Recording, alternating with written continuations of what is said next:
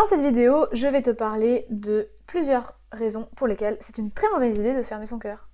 Salut, c'est Arava, révélatrice de Céleste, et aujourd'hui je vais te parler du fait de fermer son cœur et pourquoi c'est une mauvaise idée.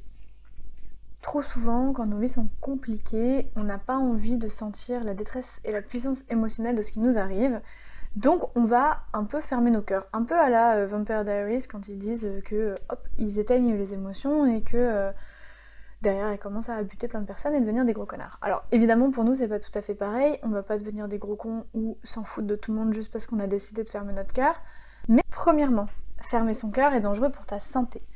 Puisque ton cœur est le réceptacle de tes émotions et que tes émotions sont là pour te donner des informations personnalisées et personnelles sur la compréhension de toi, de tes mécanismes, de ton comportement, etc.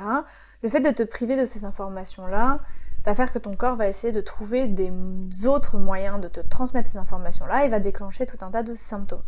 Toutes les maladies chroniques, les allergies, les phobies, les comportements qui sont anormaux et inappropriés en société, tout cela vont être des signes que tu n'as pas compris tes émotions et que ton corps prend le relais pour te faire comprendre ce qu'il a besoin de te faire comprendre. Ça va donc te rendre malade, et même si tu auras temporairement esquivé la douleur émotionnelle, tu vas peut-être avoir d'autres douleurs physiques qui peuvent être beaucoup moins appréciables pour ça.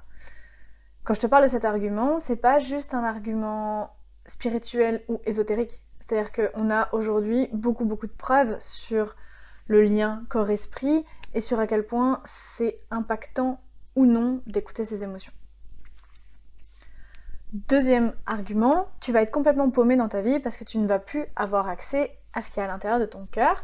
Or, c'est ton cœur qui choisit dans quelle direction tu dois aller, qu'est-ce qui te plaît dans la vie, qu'est-ce que tu désires et ce dont tu rêves. Si tu n'as pas accès à cette information, tu vas essayer de basculer dans ton cerveau et dans ta logique et de rationaliser, et de juger les choses autour de toi pour pouvoir prendre la meilleure décision possible. C'est une très bonne alternative, seulement elle ne marche pas et elle est complètement fausse puisqu'elle est biaisée étant donné que tu ne sais pas où tu veux aller. Ton cerveau va mettre en place tous les fonctionnements et les stratégies possibles pour évaluer la distance à parcourir et est-ce que oui ou non tu es dans la bonne direction, mais tu ne pourras jamais avoir la réponse puisque tu ne sais pas où tu dois aller. Imagine que je te mette en plein milieu de Paris, les yeux bandés, et que je te fasse tourner autour de toi et que je te donne juste un bâton de marche et que toutes les 5 minutes je te demande alors comment c'est, est-ce que tu avances, est-ce que tu vas y arriver, c'est bientôt, c'est pour bientôt, comment tu vis le chemin. En fait, tu sais toujours pas où tu dois aller, donc peut-être tu vas te retrouver à Lyon et c'est super, peut-être que je voulais que tu ailles à Venise et c'est plus ou moins dans la même direction, peut-être que je voulais que tu ailles à Brest et que du coup, je vais vraiment te faire penser que t'es nul et te dire mais c'est pas du tout la bonne direction, mais regarde n'importe quoi, qu'est-ce que tu fais, où est-ce que tu vas. Et t'auras beau avoir le meilleur des cerveaux, tu seras complètement paumé dans ta vie et tu n'auras pas accès. 3. Même si c'est réversible, retrouver la connexion avec son cœur est extrêmement compliqué puisqu'une fois qu'on l'a fermé, nous ne ressentons rien. Ça veut pas dire que dans ta vie tu n'as plus aucune joie, plus aucune colère, mais ça veut dire que dans les moments où tu es seul avec toi-même, ce moment où ton cœur et cet espace-là est censé s'ouvrir, tu n'as pas ces sensations-là. Du coup c'est extrêmement compliqué et tu vas sentir, même si tu auras envie de reconnecter avec ton cœur, tu vas pas forcément y arriver parce que ça va être une espèce de vide intersidéral et tu vas pas comprendre ce qui se passe pour toi. Cela est dû à plusieurs raisons. En fait, la première, c'est qu'au moment où tu as fermé ton cœur, tu as profondément manqué de respect à la personne que tu étais au moment où tu étais en train de vivre quelque chose. Puisque tu as décidé de fermer ton cœur suite à un événement traumatique qui a été vraiment compliqué pour toi, tu as décidé de dire « Ok, ça c'est trop compliqué, je ne veux plus le vivre ». Mais à aucun moment tu as pris soin de toi. Je donnais la métaphore, c'est exactement comme si tu étais dans un camp fortifié et que ton camp brûle. Tu t'es fait attaquer par des ennemis et t'as rien vu venir et ton camp est en feu. Et toi, pour pallier à ça, tu dis bon bah plutôt que d'avoir des constructions en bois qui prennent feu, je vais mettre de la pierre et je vais plus me faire niquer. C'est super, mais t'as pas éteint le feu et en attendant t'as perdu tout ton campement et ton campement est toujours en train de brûler. Donc tu peux te targuer d'avoir mis des super barrières et d'avoir super réussi à protéger ton cœur. En attendant, les personnes qui sont à l'intérieur du camp sont toujours en train de brûler et tu ne les as toujours pas aidées. Fermer son cœur, ça revient juste à dire ta gueule, je m'en fous, la prochaine fois je mettrai des meilleures barrières. C'est un profond manque de respect pour ce que tu étais en train de vivre.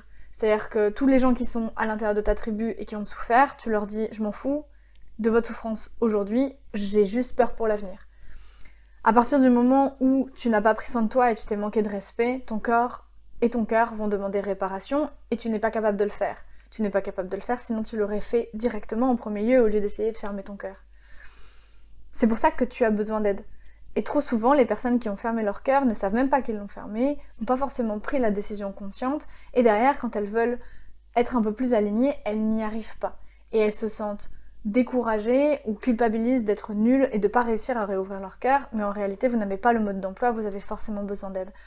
À moins de faire preuve d'humilité et d'aller demander de l'aide à un spécialiste, vous ne pourrez pas sortir tout seul de cette situation-là, à moins de tomber sur une super personne qui vous rouvre le cœur sans trop savoir comment, ou alors ce processus peut prendre des années.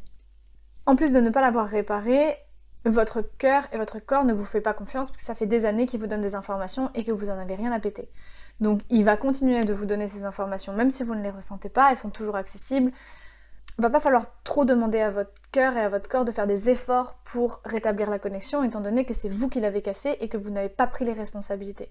Le jour où vous avez envie de rétablir votre lien, il ne suffit pas juste de dire « Ok, c'est bon, maintenant j'ai compris qu'en fait c'était important, je veux y retourner ». Il s'agit de réparer et d'accepter les conséquences d'avoir cassé ce lien-là, car ça a été votre décision. Même si c'était automatique ou même si c'était inconscient et involontaire de votre part, ça reste votre décision et vous en êtes responsable.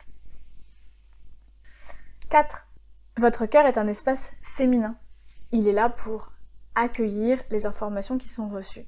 Le fait de s'ouvrir de l'intérieur et d'aller voir à l'intérieur de soi, c'est un mouvement yin, c'est un mouvement qui est féminin. Ouvrir votre cœur va vous permettre d'explorer ce féminin-là et d'être plus à l'aise avec vos intuitions, vos émotions, votre passivité et tout ce qu'il y a de féminin dans ce monde. Au contraire, puisque vous l'avez fermé, vous n'avez plus accès à cette ouverture-là. Ça veut dire que vous allez créer un déséquilibre dans votre énergie yin et yang. Vous allez créer un déséquilibre dans vos énergies féminines et masculines, indépendamment du fait de si vous êtes une femme ou un homme. En revanche, si vous avez trop d'énergie masculine et que vous ne savez pas la canaliser, ça va donner des comportements qui sont pas super chouettes, comme du contrôle, de la domination et de l'irrespect. Il se peut par exemple quand vous ayez fermé votre cœur et qu'on vous fasse un retour sur votre comportement, vous le preniez extrêmement mal. Et au lieu d'avoir l'humilité de reconnaître que vous avez merdé ou de remercier la personne qui a fait preuve de courage en vous donnant cette information-là, vous allez peut-être faire du gaslighting, vous allez peut-être juste vous justifier ou vous excuser ou avoir des comportements comme oui mais, ou le tourner en dérision et en blague en disant oh là là c'est pas grave, c'est bon, ou être extrêmement vexé. Le problème, c'est que vous faites preuve d'un manque d'accueil qui est extrêmement compliqué à vivre pour les autres et pour vous-même. Et même si c'est vous qui avez été touché, vous allez systématiquement passer pour le méchant. Donc vous ne voulez peut-être pas être blessé, mais posez-vous sincèrement la question de est-ce que ça vaut le coup de blesser tous les autres autour de nous parce que nous ne voulons plus être blessés. C'est une décision qui est extrêmement égoïste. Autre argument, parce que j'ai complètement perdu le compte et que je peux plus faire les chiffres, l'émotion et la charge émotionnelle va devoir aller quelque part. Donc si c'est pas toi qui la prends parce que tu as fermé ton cœur, c'est les personnes autour de toi qui vont les reprendre. Si tu es en couple avec une femme, c'est très certainement cette femme qui va reprendre ces émotions-là. Si tu es en couple avec une personne qui est dans sa polarité féminine, c'est très certainement cette personne qui va reprendre cette charge-là. Il se peut que dans ton couple, tu sois la personne qui ne parle pas trop et que la personne autour de toi, elle soit plutôt comme hypersensible, toujours en train de pleurer, et que tu comprennes pas forcément ses attitudes. En réalité, cette personne n'est pas hypersensible, elle est trop sensible parce qu'elle est en train d'exprimer ses émotions en plus des tiennes. Et là, tu as deux choix. Soit tu la blâmes et tu lui fais pas confiance et tu commences à la détester pour son mécanisme-là, ou alors tu la jalouses parce que toi, t'es juste incapable d'aller voir tes émotions. Soit tu décides que c'est la personne avec qui t'es en couple et que t'es censé l'aimer et que tu es censé lui faire confiance. Et si elle est un peu érudite sur ses émotions, elle pourrait t'expliquer comment tu te sens. Reste à toi la charge de reprendre cette responsabilité émotionnelle ou non.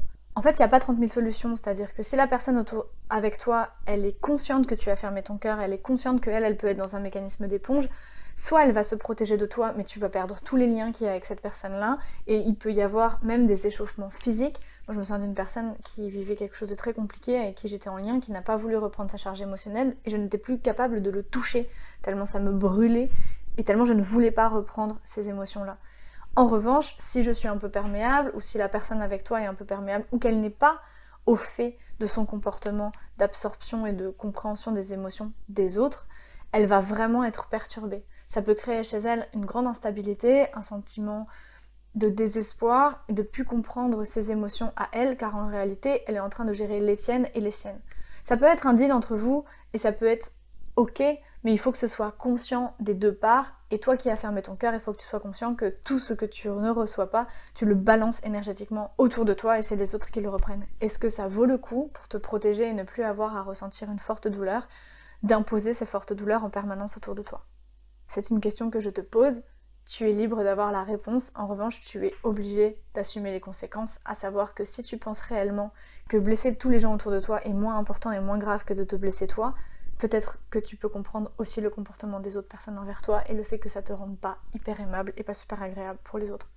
Autre point, mais peut-être que celui-ci ne te concerne pas, tout ce qui n'est pas accepté et accueilli à l'intérieur de toi, tu vas le rendre aux autres, comme je viens de t'expliquer, mais tu vas aussi le transmettre à tes enfants. Si tu as vocation d'être un parent plus tard, ou si tu l'es déjà, je te conseille vivement de reprendre ta charge émotionnelle pour que ce soit pas tes enfants qui se prennent tout dans la gueule. Si tu vois un peu le degré de colère que tu as envers tes parents, imagine que eux étaient inconscients de leur traumatisme et qu'ils ont fait du mieux qu'ils peuvent, alors que imagine que toi là, tu es très conscient que tu fermes ton cœur et que tu continues de choisir. Ça a une autre dimension dans la responsabilité. Parce que moi je peux pardonner à quelqu'un qui savait pas, je peux pardonner à un ignorant, par contre quelqu'un qui décide de faire de la merde, c'est vraiment compliqué de se mettre en lien avec lui. Je vais m'arrêter là. J'ai pas fait une liste exhaustive puisque c'est impossible. Si jamais tu as des questions, n'hésite pas à me les poser. Si tu penses que cette vidéo peut être utile à des autres, n'hésite pas à les taguer ou à la renvoyer. Si tu veux voir la suite du contenu, abonne-toi. Je te dis belle journée, belle soirée, belle nuit ou que sais-je, et je te dis à très bien vite.